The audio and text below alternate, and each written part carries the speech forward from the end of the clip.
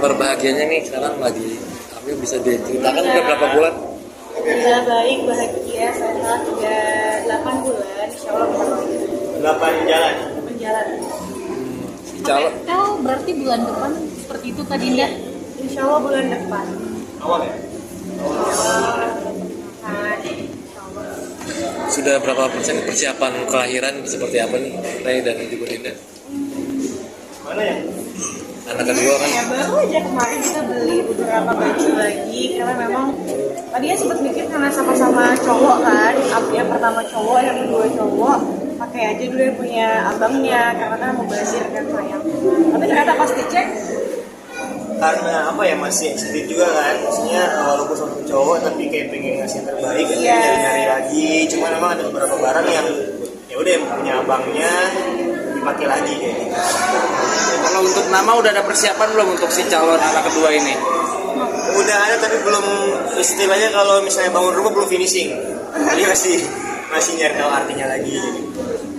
Apa perlengkapan bayi atau apa ranjangnya apa udah siap? Rumah sakit di mana?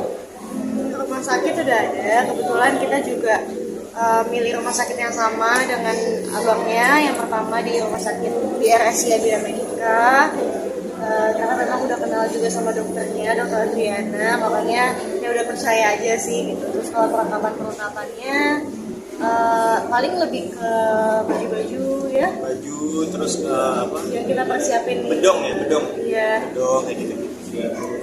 Kak Dinda sendiri sempat ngalamin kontal nggak sih, kontraksi palsu seperti itu? Iya, kayaknya udah mulai. Cuma memang aku tuh dari yang pas kehamilan pertama agak sedikit kuat. Alhamdulillah tuh maksudnya rasanya tuh nggak yang terlalu kayak Syaka. Kalau Syaka kan aku tuh yang tipenya yang dikit-dikit, mungkin karena anak pertama juga kan, dikit-dikit tuh merasa kayak capek sedikit juga nggak bisa yang kayak gitu-gitu. Nah, kalau kehamilan ini tuh kita kemana-mana jalan-jalan gitu ya. Jadi Jadi lebih pengertian bayinya. Iya, lebih nyantai lah. Lebih energik gitu ya Kak? Alhamdulillah.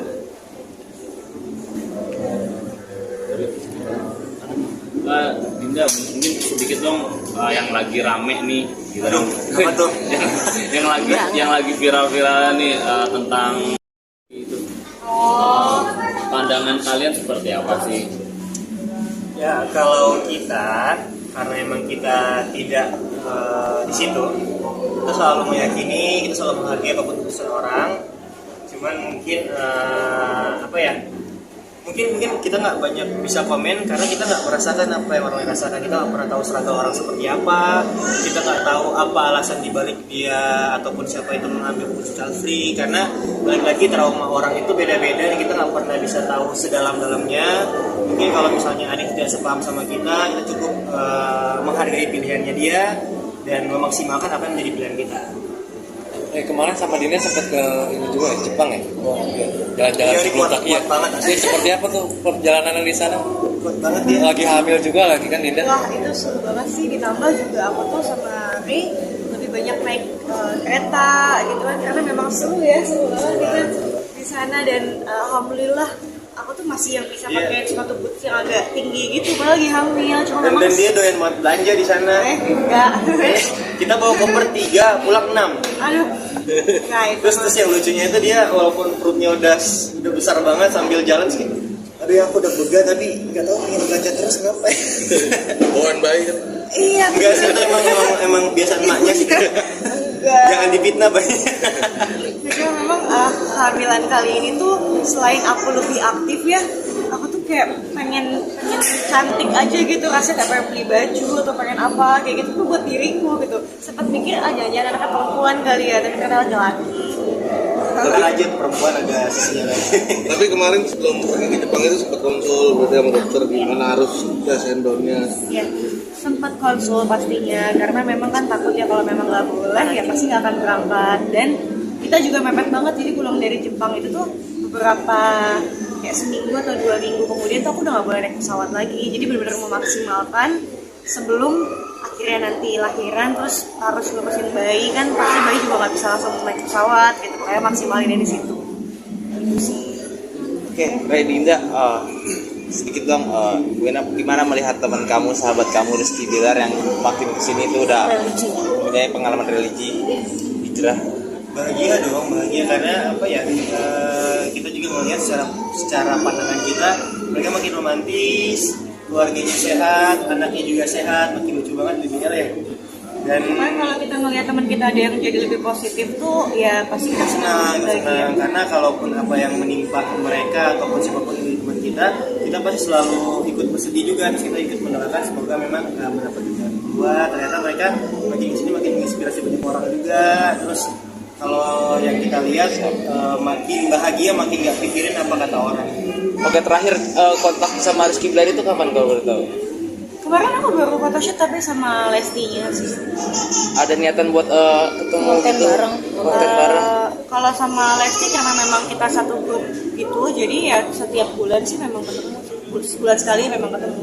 Cuma kalau konten kita dari awal kenal soalnya nggak pernah jarang bikin janjian buat bikin konten itu jarang, karena kita menjalinnya ya udah temenan aja.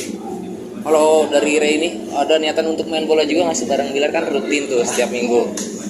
Tuh, aku nggak suka olahraga. Oh gitu. Iya, dia sukanya mancing, terus nembak Suka yang burung. sampai gitu-gitu. Tapi kalau melihat langkah Rizky Bilar yang saat ini kayak udah mulai kadang suka bikin kuis, bagi-bagi rezeki ke teman-teman media, itu menurut kamu tuh tindakan serius gak sih dari Rizky Bilar untuk hijrah atau seperti apa? Alhamdulillah ya bang, apapun itu tindakannya selagi itu baik, yang pasti kita harus positive thinking juga.